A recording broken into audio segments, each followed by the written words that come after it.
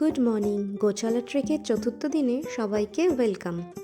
কাল রাত প্রচুর বৃষ্টি হয়েছে, তারপরের দিন সকালটা এত সুন্দর পাবো ভাবতে পারিনি।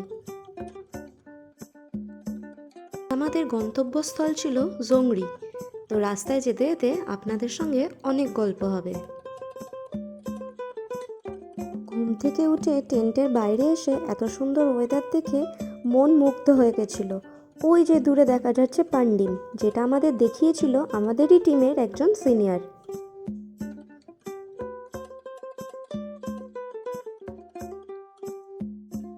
এরপর সেই আগের দিনের মতন লাঞ্চ প্যাক করে আমরা বেরিয়ে পড়েছিলাম জংড়ির উদ্দেশ্যে।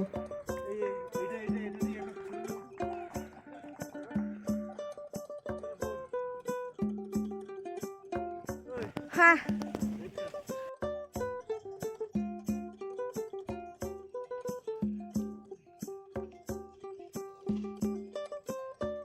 শুরু হলো রোডোডেনড্রনের জঙ্গল। এই গাছগুলিতে ফুল আসে ঠিক শীতের শেষে আর গ্রীষ্মকালের শুরু অবধি।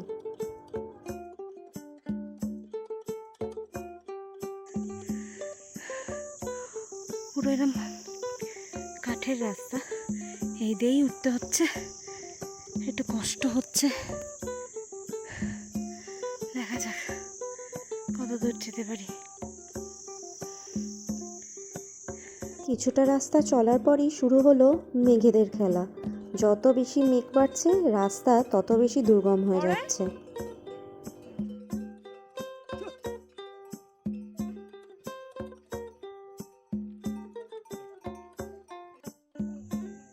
ওয়াও, কি সুন্দর জায়গা।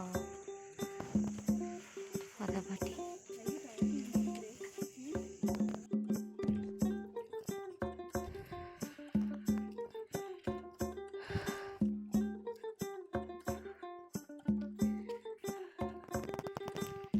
এই গাছের গুড়িটা কতটা ফাঁকা হয়েছে, ওরে বাপরে।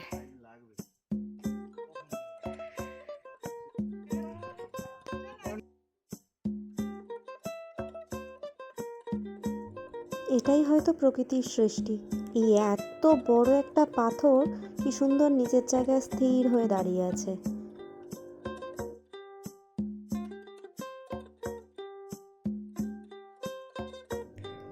জঙ্গলগুলো মায়াবী আর ভয়ঙ্কর হয়ে উঠছিল যত মেঘ বাড়ছিল।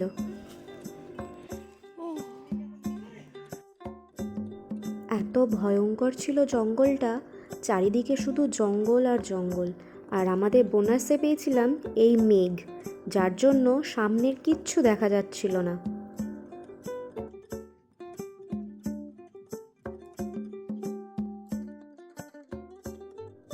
রাস্তাগুলো যতটাই ভয়ঙ্কর ছিল, বৃষ্টি তাদেরকে আরও ভয়ঙ্কর করে তুলছিল।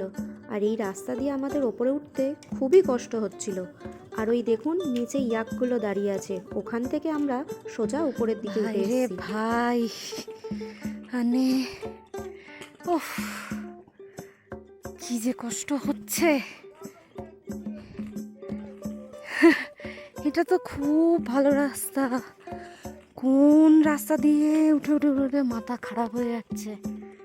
ওহ, বাট এখানের জায়গাটা খুব সুন্দর লাগছে, বৃষ্টিও হচ্ছে। দেখা যাক কি হয়। চলো, এই যে রাস্তার অবস্থা। ওয়াও,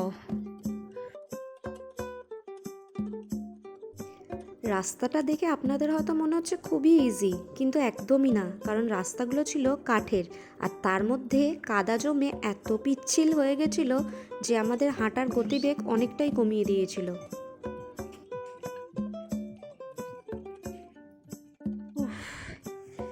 এই রাস্তা, ওই উপরে উঠতে হবে।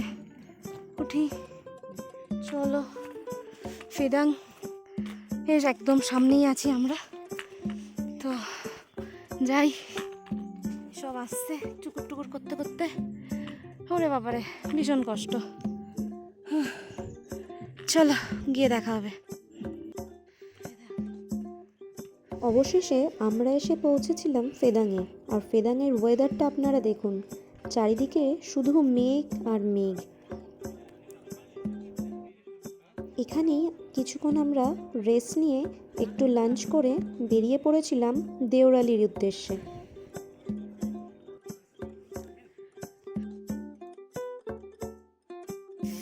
এই এখন আমাদের জাস্ট টিফিন হচ্ছে মোমো। সামনে এরকম প্রকৃতি দেখতে দেখতে মোমো খাও।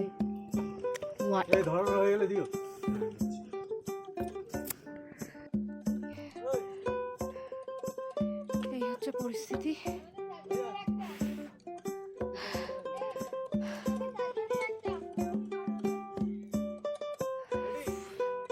চারো তরফ করা হি করা।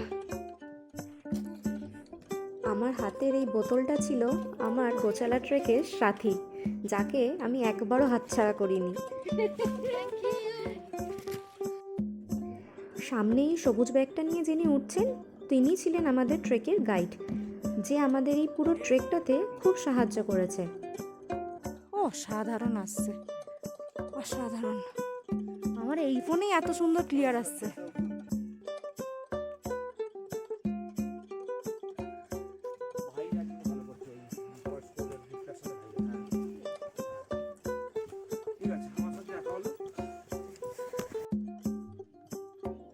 সত্যি বলতে গেলে কাঁধে অত ভারী ব্যাগ নিয়ে উঠতে আমার তেমন কষ্ট হয়নি, শুধু কষ্ট হয়েছে এই বৃষ্টিটা আর এই ঠান্ডার জন্য।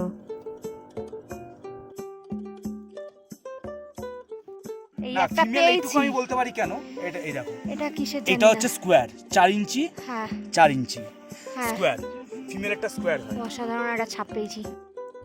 এই দেখার পর পুরোটা রাস্তা আমি শুধু মহাদেবের নাম জপতে জপতে উঠেছি, যাতে আর যাই হয়ে যাক আমার চোখের সামনে কোনো মতে যেন না পড়ে, তাহলে তো আমার এই ট্রেক এখানেই শেষ হয়ে যাবে।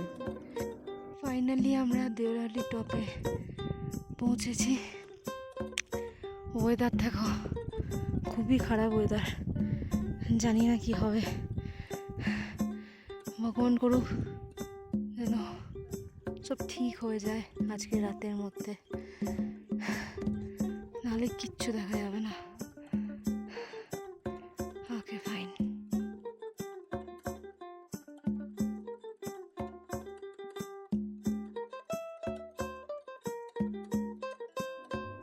এই সকল জায়গাগুলো সবসময় অন্যের ভিডিওতেই দেখেছি, আজ যখন নিজের চোখের সামনে দেখলাম, বিশ্বাস করুন অপলক দৃষ্টিতে শুধু দেখেই গেছি।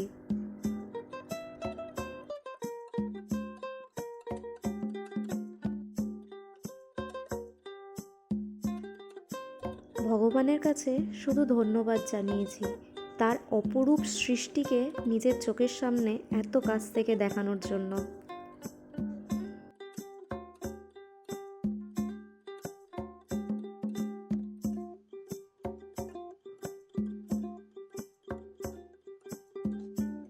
এখানে কিছুক্ষণ রেস্ট নেওয়ার পর আমাদের আবার হাঁটা শুরু হয়েছিল জংরির উদ্দেশ্যে।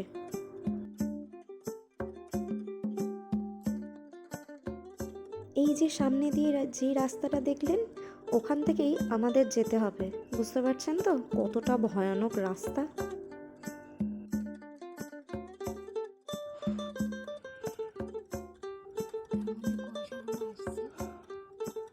এই সুন্দর সুন্দর পাহাড়, জঙ্গল আর মেঘ দেখতে দেখতে আমরা সকলে মিলে সবাই গল্প করে আনন্দে পৌঁছে গেছিলাম জংরিতে।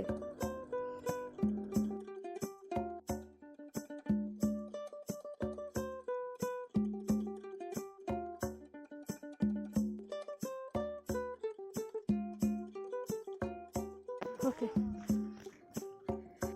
চলে এসছি জংরি। ইয়ে, আপাতত এটাই ভিউ, খুব ঠান্ডা। দেখা যাক কি হয় কালকে সকালবেলায়।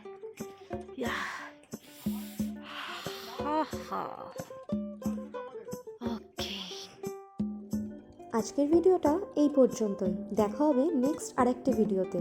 আর এই ভিডিওটা যদি আপনাদের ভালো লেগে থাকে অবশ্যই লাইক আর কমেন্ট করবেন, শেয়ার করতে ভুলবেন না।